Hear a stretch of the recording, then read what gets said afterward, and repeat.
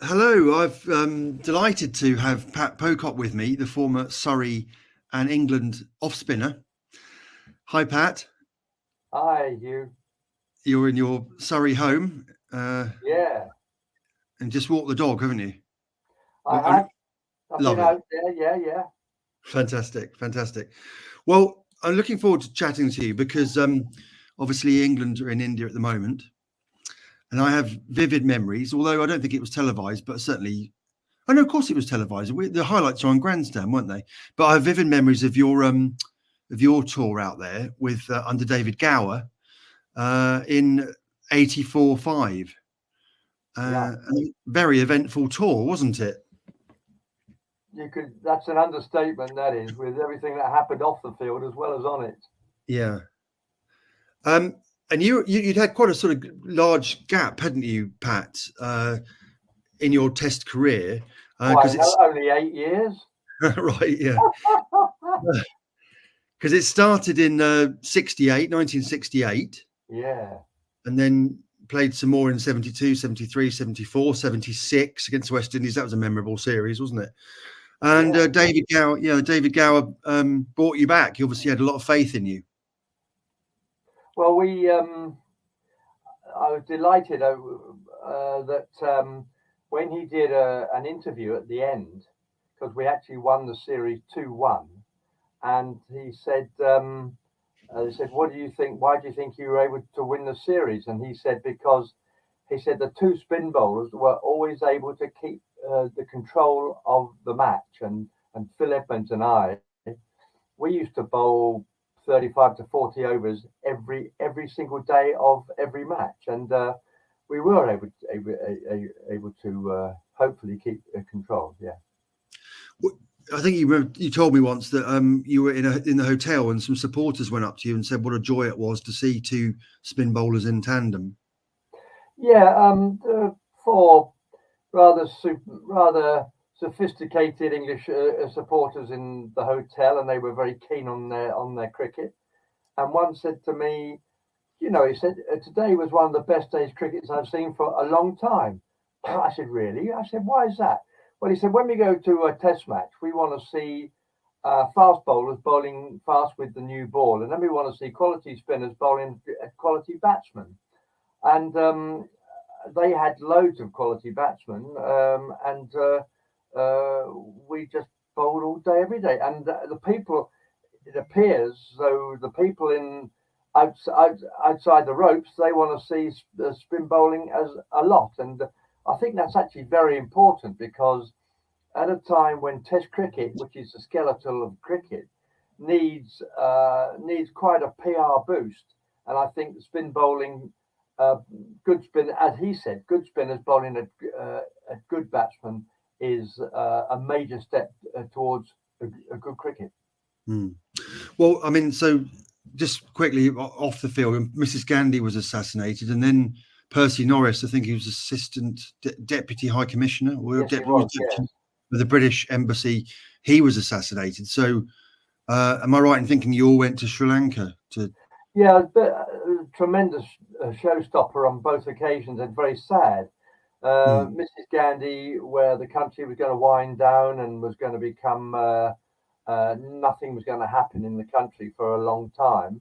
Then I knew Percy Morris from a previous trip to Dubai, and I was going to ring him about something, and he said, "Give me a call at 8:30 in the morning."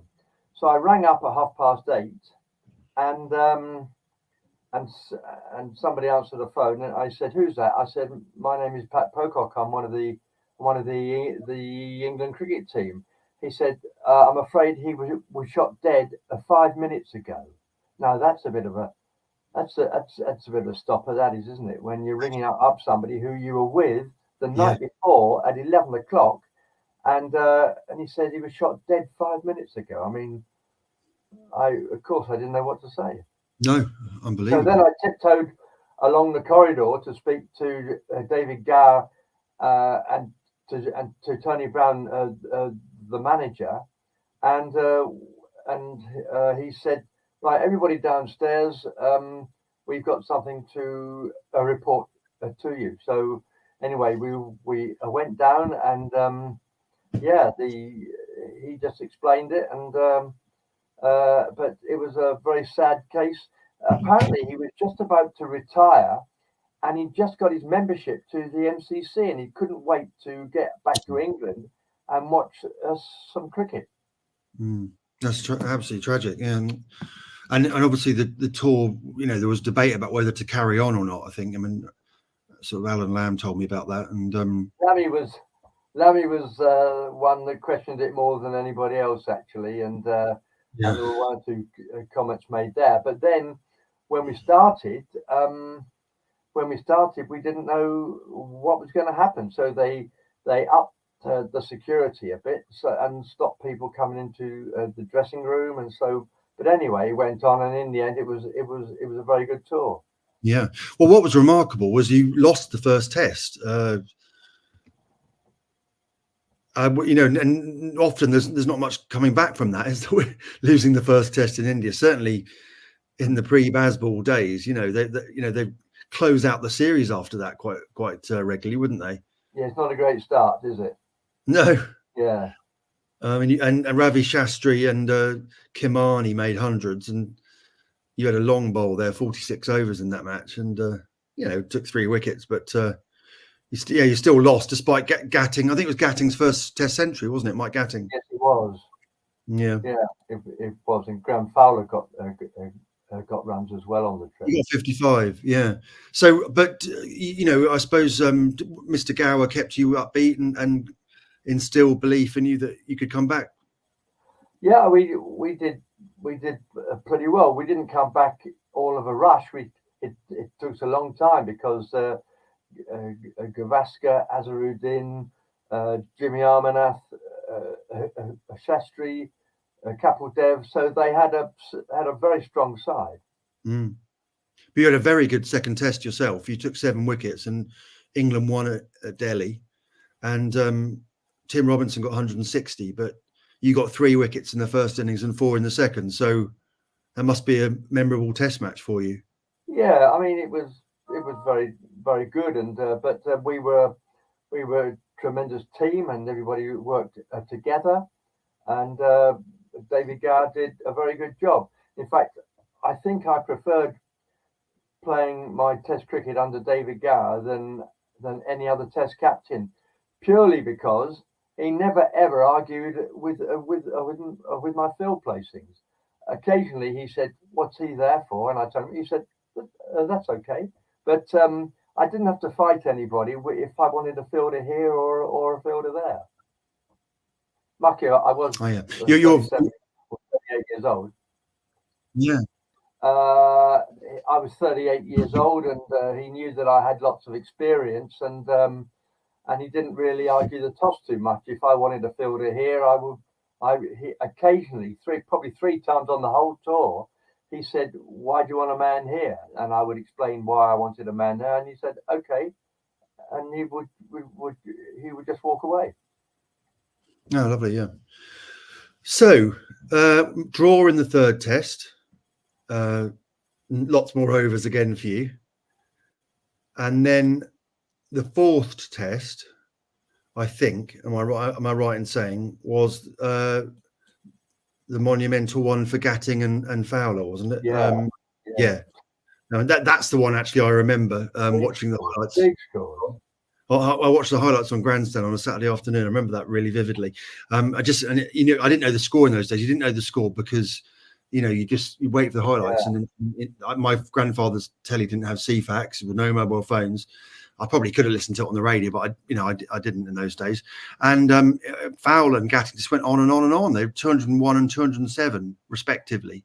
I was rooming with Graham Fowler, and he just flopped on the bed. He said, "I just can't believe it. I can't believe it," he said. 200 runs.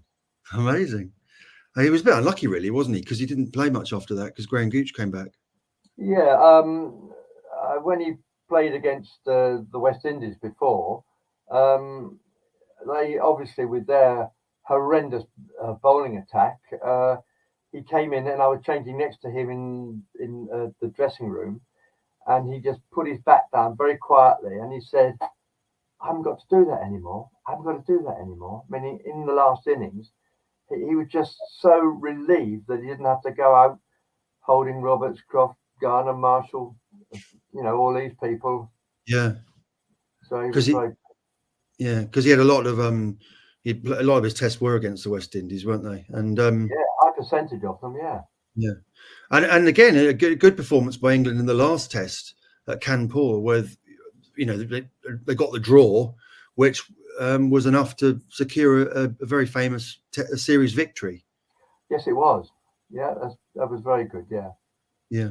What do you make, Pat, of the spinners in the series for England so far? And I know you've had some, we've had some success out there with Monty Panesar and Graham Swan sort of since your tour.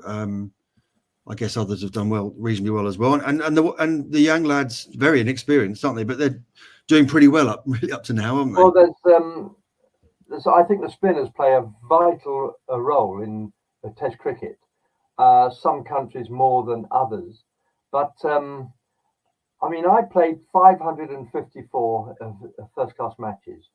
A couple of years ago, I was looking at the paper, and 6 of the 11 people who were picked to play in a test match had played between 30 and 80 first-class games.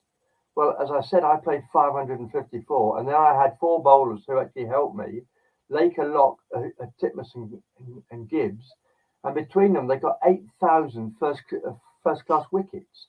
Now, who have the players today got to help them and to coach them? It's an absolute joke. In fact, I'm not naming any names, but the ECB picked a spin bowling coach to coach the spinners on a tour, and he hadn't played one match in first-class cricket, not one match, and yet he was the one they picked to coach the spin bowlers. I thought, well, how is it surprising that we haven't got any spinners? Your figures make for an extraordinary reading. 554 first-class matches, 1,607 wickets, and then you think that England have gone into Test matches during this series. I think Rian Ahmed's played twice. Hartley's now played twice, isn't he? Shoaib Basher made his debut. It's just incredible, isn't it? How cricket has changed.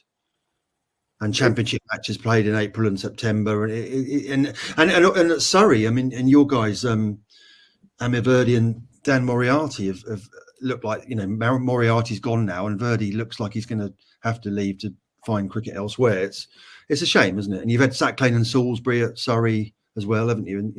Well, about 3 years ago, I watched a Verdi bowl, and I was very impressed. And I spent half an hour with him. And then 2 years later, I saw him, and it was chalk and cheese. He was just a different bowler. Was firing the ball in. Now, one of the things, when you're playing against quality players, you have to have a rhythm, and it's one of the most important things of getting into the side. Your rhythm that you bowl with is absolutely vital. Well, I went on a 4-day coaching course for the ECB with 4 other spin bowling coaches, and nobody mentioned once did they mention the word a rhythm. To arrive at the wicket at the same pace each time is absolutely vital. And I can remember Jim Laker saying to me, when you're bowling on a slow wicket, he said, run up a tiny bit faster. Then when you're bowling on a faster wicket, you run up a little bit slower. He said, in that case, he said, you don't mess up your rhythm. But trying to put it all in at the end, or you see, what they don't realize is you don't go fast, and then slow. You change your arm speed and you make your arm speed come over at a different pace to your body.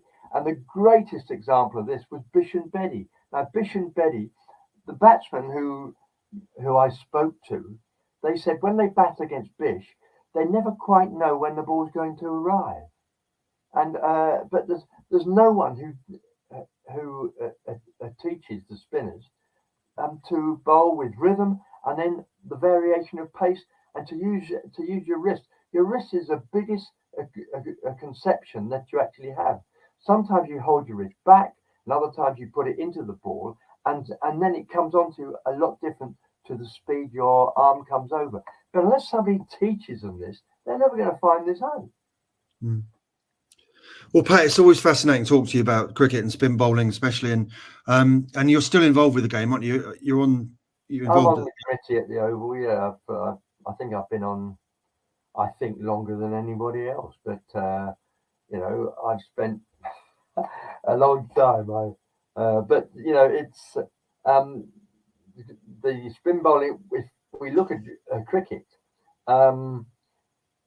we proved in cricket that you cannot make a county cricket pay. But in '63 there was only one little first class competition. Then in '68 you got the John Player League, and then we used to have more people watching us on a Sunday than all the rest of the week are put together. And but we've had two golden geese in cricket. We've had the Sunday League, and then later we've had the T20, and both have been an absolute boost to cricket, complete boost to cricket. And then other things come up which people have instigated in the last few years and messed it all up. I can't think what you were alluding to. You'll never know. I noticed that some of your comments in the magazine would rather back this up a bit. Nothing to do. Who do they represent? Well, not to mention the 100. Yeah, I don't know. I mean, Surrey didn't. It's done a great job for the ladies. It really has. Yes. But, no, we all agree upon it. But counties, they'll have 5 players from a county, and all the rest are Joe Soaps from everywhere else.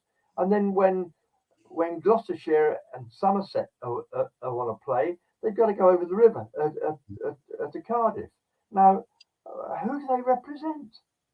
Well, Surrey never needed the 100 at all, did they? I mean, they filled the Oval out for T20 games, so they didn't need the 100. I mean, I know it's been quite popular in sort of Cardiff, for instance. I think tickets are selling well down there. Always have sold well.